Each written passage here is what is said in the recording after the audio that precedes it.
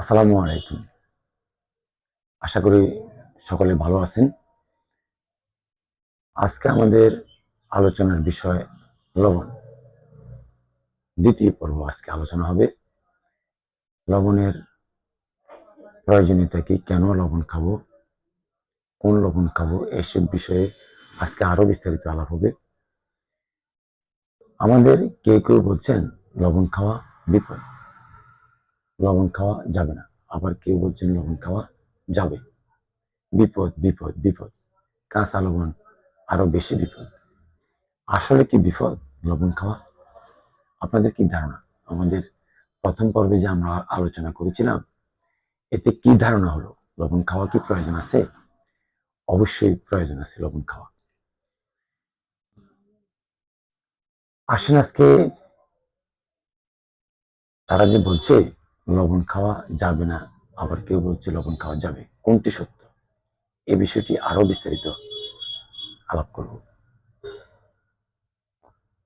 আমাদের শরীরের শক্তি উৎপাদন করে মাইটোকন্ড্রিয়া, আমাদের সেলের ভিতর। আর এই শক্তি উৎপাদনের জন্য প্রয়োজন অবশ্যই ফুয়েল লাগবে, অক্সিজেন লাগবে, পানি লাগবে, এনজাইম লাগবে, কোএনজাইম লাগবে এবং অ্যান্টিঅক্সিডেন্ট লাগবে। বুঝতে পারতেছেন, আমাদের শরীরে এই উপাদানগুলো লাগবে শক্তি উৎপাদনের জন্য।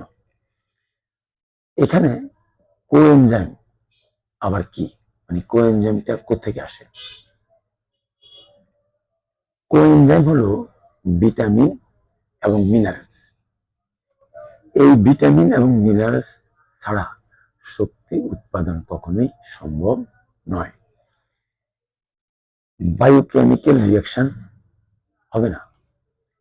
তাহলে শক্তি উৎপাদনের জন্য মিনারেলস লাগবে, মানে কোএনজাইম তো হলো ভিটামিন এবং মিনারেলস, তাই মিনারেলস অবশ্যই লাগবে। শরীরের আরো অন্যান্য কিছু ফাংশনও মিনারেলস ছাড়া সম্ভব নয়। এখন প্রশ্ন হলো, কোন মিনারেলস আমরা খাবো? আমাদের অবশ্যই অর্গানিক মিনারেলস লাগবে। আমাদের দুই ধরনের মিনারেলস আছে, একটি হলো অর্গানিক মিনারেলস, আরেকটি হলো ইনঅর্গানিক মিনারেলস। ইনঅর্গানিক মিনারেলস কোথায় থাকে সেটা জানতে হবে। ইনঅর্গানিক মিনারেলস সমুদ্রের পানিতে এবং মাটিতে থাকে, আমাদের মাটিতে থাকে এবং সমুদ্রের পানিতে থাকে। শাক সবজি ফলমূল থেকে এই মিনারেলস আমাদের শরীরে আসে। অর্থাৎ গাছ, শাকসবজি, ফলমূল, মাটি এবং পানি থেকে এই মিনারেলস শোষণ বা গ্রহণ করে নেয়। তারপর মেটাবলিজম হয়। মেটাবলিজম হওয়ার পরে অর্গানিক হয়ে এই মিনারেলস আমাদের শরীরে আসে।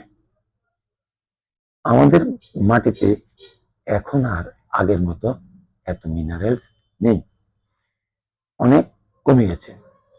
এই জন্য শাকসবজি এবং ফলমূল খাওয়ার পরেও আমরা আমাদের শরীরে মিনারেলস ঘাটতি পূরণ হচ্ছে না। সেই জন্য আমাদেরকে এখন ইনঅর্গানিক মিনারেলস এর জন্য সমুদ্রের পানি বা সমুদ্রের খাবারের উপরে নির্ভর করতে হচ্ছে। সমুদ্রের পানির লবণ এখন বিশুদ্ধ নাই।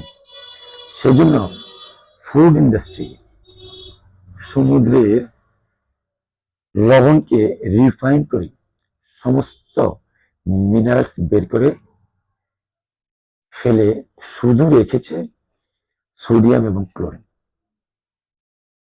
লবণের মধ্যে কি রেখেছে? শুধু সোডিয়াম এবং ক্লোরিন। এই জন্য বলা হয় সোডিয়াম ক্লোরাইড। সাথে পটাশিয়াম এবং আয়োডিন যোগ করে বলছে আয়োডাইড সল্ট। এখন এটা মানুষের তৈরি সল্ট হয়ে গেছে, এটা আর প্রাকৃতিক নেই। এটা আমাদের ক্ষতি করছে, থাইরয়েড সমস্যা বাড়াচ্ছে। সোডিয়াম ক্লোরাইড লবণ আমাদের কি ক্ষতি করে, এটা আমরা জানবো। সোডিয়াম ক্লোরাইড লবণ আমাদের কি ক্ষতি করে। বেশি খেতে মন চাইবে, মানে খাওয়ার নেশা তৈরি করবে, মুখের এবং জিহ্বার স্বাদ নষ্ট করে দিবে। লবণ ছাড়া কোনো খাবার আপনার কাছে ভালো লাগবে না। এই লবণ বেশি খেলে সোডিয়াম এবং ক্লোরাইড শরীরে বেড়ে যাবে। আসেন আমরা জানবো সোডিয়াম বেশি হওয়ার কারণে যে সকল সমস্যা আমাদের শরীরে হতে পারে।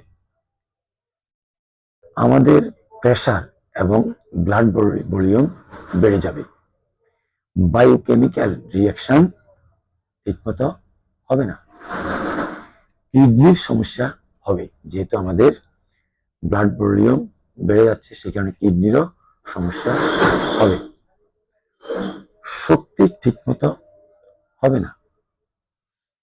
আসেন এইবার জানবো আমরা যে সোডিয়াম ক্লোরাইড, এর তো ক্লোরিন আছে, ক্লোরিন বেড়ে যাওয়ার কারণে কি সমস্যা হতে পারে আমাদের শরীরে। বডিকে অ্যাসিডিক করবে, ইনঅর্গানিক অ্যাসিড প্রচুর পরিমাণে হবে। অতিরিক্ত ক্লোরিন রক্তে গিয়ে ব্লাডকে অ্যাসিডিক করবে, থাইরয়েড হরমোনকে ডিসফাংশন করবে। আয়োডিনের পরিবর্তে থাইরয়েড হরমোনে ক্লোরিন বেড়ে যাবে। ক্লোরিন থাইরয়েড গ্ল্যান্ড থেকে আয়োডিনকে বের করে দিয়ে ক্লোরিন দিয়ে থাইরয়েড